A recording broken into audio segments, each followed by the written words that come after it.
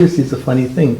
I grew up and I read books. You got the books you got, and you held on to your books. This was your knowledge, and this is what you know. And your shelves of books that people come over and see your books or whatever, and you'd work through your books, and your identity was tied up to books. And that was obsessive to me till by the time I got to 75,000 books, and I didn't have a house to live in. It was. He had a lot of books. I had to let them go, but I lost the books. I still had the teachings. But of all the books people wrote, how many people read the same books? Everybody puts different pieces of knowledge together as their structure of their matrix or their ideas.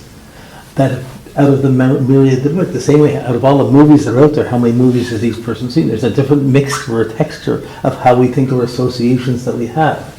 That's part of our outer sensational association.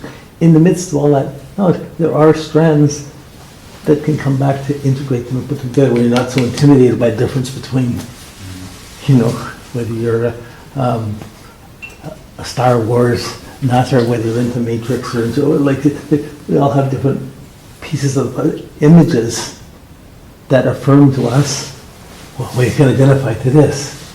But really, the seer that's seeing the images, it doesn't matter what images you look at. Everybody's matrix is as valuable as anybody else's, even though they seem to be exactly opposite from yours.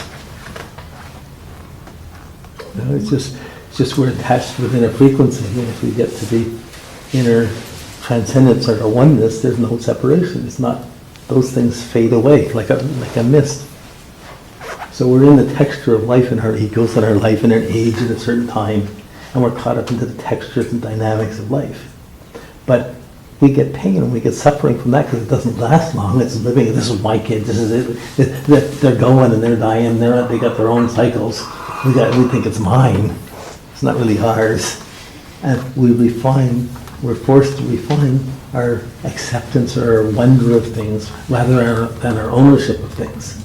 And that's part of the spiritual process, coming in and clearing the filters.